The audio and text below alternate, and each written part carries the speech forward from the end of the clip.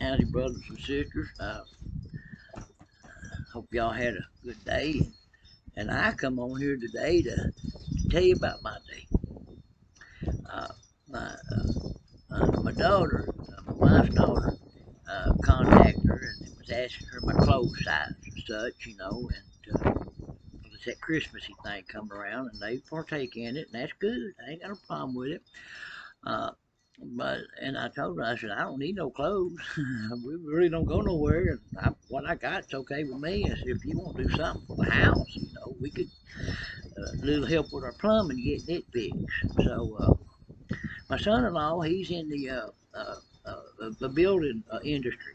So he knows some plumbers, and so he's gonna have a friend come out here today and look at it. So it was all set up. 11 o'clock today, this guy was going to come out and look at the plumbing. The daughter and the son was going to come out here, and, and, and this is what happened. The guy never showed up. He had some issues, and things happen. But man, what a day of fellowship!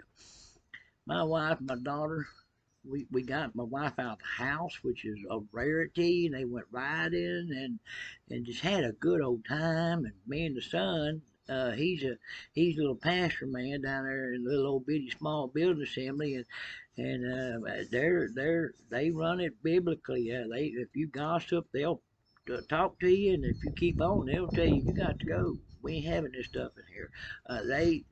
They's a good group of people down there that's trying to do what they're supposed to do according to the doctrine. But me and the son, we got to talk, and that was really good fellowship. And so it was a great day.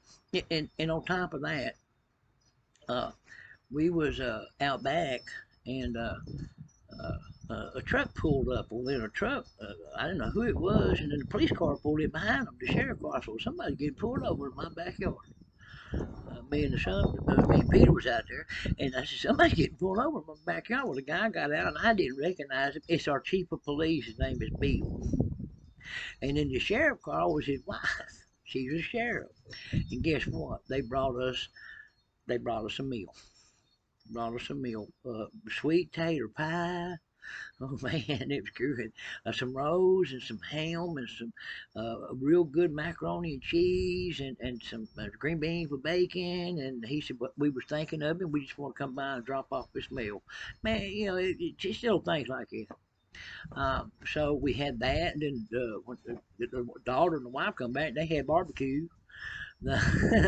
So we had the barbecue, and man, just one blessing after another. But the biggest one was the fellowship that we got, because we don't get to see them that often. Matter of fact, it's a rarity we do, and when we do, it's a pleasure. Because me and the son, me and Pete, we get to talk. We two men of God, and we have a good time. Well, this is the thing. When the wife and him was going on their ride, me and Pete were sitting in the living room, and we was talking, and and this came out of my mouth. Uh, well, the thing is, you got to look in the mirror, and you got to say, am I a Saul or am I a Paul? And that just flowed in my mouth. And Peter said, that's, man, what a teaching. Are you a Saul or are you a Paul?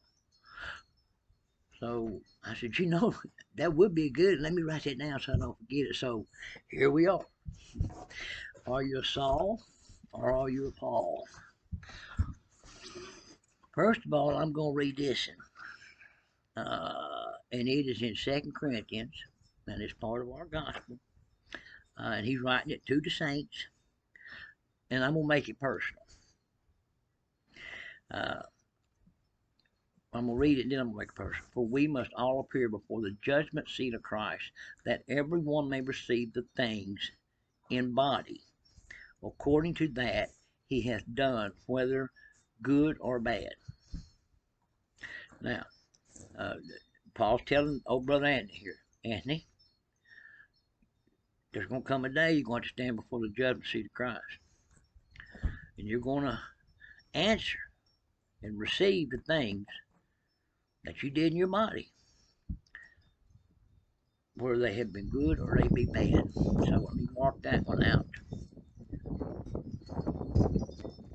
Now, we're also going to go to Titus, uh, And he's speaking to the saints. He's not speaking to unbelievers. He's speaking to the saints. They profess that they know God, but in works they deny, being abominable and disobedient, and unto every good work a reprobate. And that's a saint. You know how I know it's a saint? Because right above it says, "This witness is true, wherefore rebuke them sharply, that they may be sound in the faith." See, these people are in the faith. So there's no getting around it that these people are in the faith. And those people, some people in the faith, some saints in the faith, although they profess to know God, they deny Him in works. They profess to know God by their works, being abominable, disobedient unto every good work reprobate. And I'm going to X that one out. Now what we're going to do is I'm going to read you something. Are you a Saul or are you a Paul? Let me read you what Paul says in Philippians 3:4-6. Though I might also have confidence in the flesh, if any other man thinks that he is whereof he might trust in the flesh, I more. In other words, what Paul's fixing to say is, look, y'all weren't nothing really in the flesh. Listen to this. I more. Uh, I, number one, circumcised on the 8th day. Number two, he was of the stock of Israel. Number three, he was of the tribe of Benjamin. Number four, he was a Hebrew of the Hebrews. Wow. Number five, as touching the law, he was a Pharisee. Number six, as concerning zeal, nobody was more zealful than him in what he was doing, and fortunately, it was persecuting the church. But he was zealful for God. Number three, as touching righteousness, which is in the law, Paul says, I was blameless. Wow. Which is good because in Matthew 5:20 the Lord said this. He called them Pharisees a bunch of empty vessels. He called them dogs and vipers and all kinds of stuff. But you know something? He never said they was unrighteous. Matter of fact, what he said was this in Matthew 5:20: For I say unto you that except your righteousness shall exceed of the scribes and Pharisees, you shall in no case enter the kingdom of heaven. He said they was righteous. Paul said, according to he was blameless.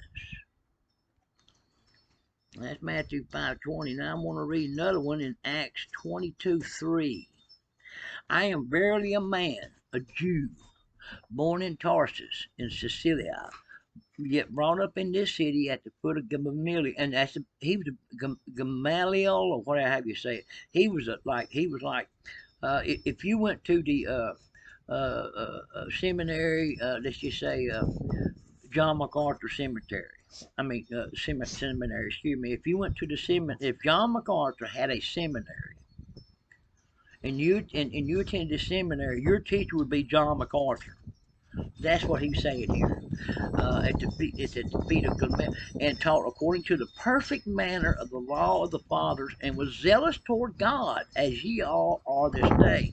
Now, I X out of that because we're done with the scripture. Now we're going to talk about something. Uh, are you a Saul or are you a Paul? That's a good question. Because we look at Saul, and Saul was all about God. Yeah, he was all about God. He was all about this and he was all about that. He said he was blameless, he was righteous, he was blameless, he was man dude. He was all about God. He had zeal, unbelievable. Now, can you be, or are you as a new covenant saint, or are you that way? Are you a Saul? Well, brothers and sisters, we're all going to stand before the judgment seat of Christ. And I think this is a good way God's going to look at your heart. Oh, no, that's the heart of Saul right there. There's a heart of Paul. Oh, no, there's another heart of Saul. Yep, there's a heart of Paul. Welcome in, son. See, this is something because, really, I've met a lot of Sauls. I have. they're zealful, they're zealous. They appear all about God, but but speaking to them over a period of time, I can see that although they say they remember times they profess to know God. These people in the faith, they profess to know God. In all their works, they show that they don't. But nevertheless, they're in the faith. So the question, this is going to be a short one today because I really don't need to speak a whole lot on this one. The question is, and you might want to think about this one, is your heart the heart of Saul, or is your heart the heart of Paul? Hey, I love y'all. I'm always praying for those things needful, and I'll see y'all next time around.